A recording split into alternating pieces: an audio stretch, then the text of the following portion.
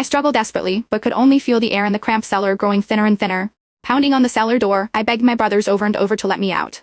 But my brothers only looked at me coldly, angrily saying, "What are you yelling about? This is all your own fault. If it weren't for you, why would Lily be suffering from such a bad allergic reaction? We've clearly been too nice to you, that's why you keep bullying and tormenting Lily. Just stay in there and think about what you've done." With that, William personally wrapped chains around the door while Henry piled heavy objects in front of it, eliminating any chance I had of saving myself. Now, watching Lily fake minus smile at my brothers, I let out another bitter, mocking laugh. "Brothers, the sister who loved you most in this world has been killed by your own hands." Lily tugged on James' sleeve and said in a pitiful voice, "Big brother, don't be angry anymore.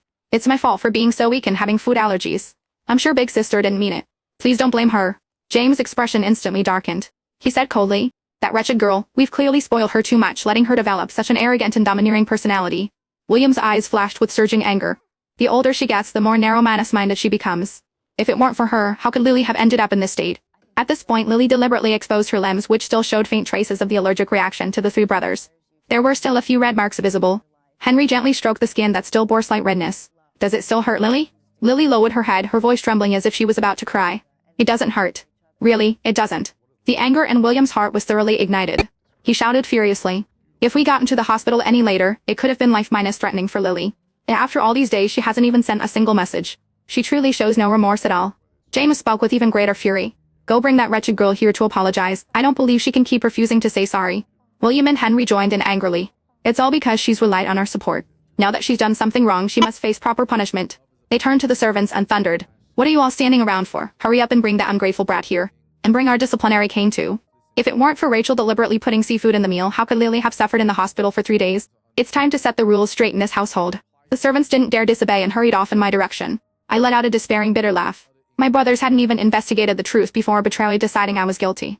3 days ago, Lily said she was hungry, so I wanted to do something nice and cook for her. She even gave me a small packet of seasonings, saying she wanted to eat that. I tasted it and it seemed like normal seasoning. Who could have known it contained her allergen? James is supposed to be a business genius, yet he couldn't even see through such an obvious ploy for attention. If that's not favoritism, what is? In my brothers' hearts, I would never be as important as stepsister Lily. I felt increasingly desolate. But it didn't matter anymore. I had already died in that cellar. Now my brothers could give all their love and favor to Lily. "Young master, we've been calling Miss Rachel for a long time, but there's been no response at all. We can't hear any breathing from inside." James frowned deeply, stood up abruptly, his face cold with anger. "What new game is that wretched girl playing now? Does she think it's beneath her dignity to apologize to Lily? Does she still not understand that she nearly killed you this time?" Lily tugged on James' sleeve again and said sadly, "Big brother, it's okay. I'm just an orphan. I don't deserve to have big sister apologize to me."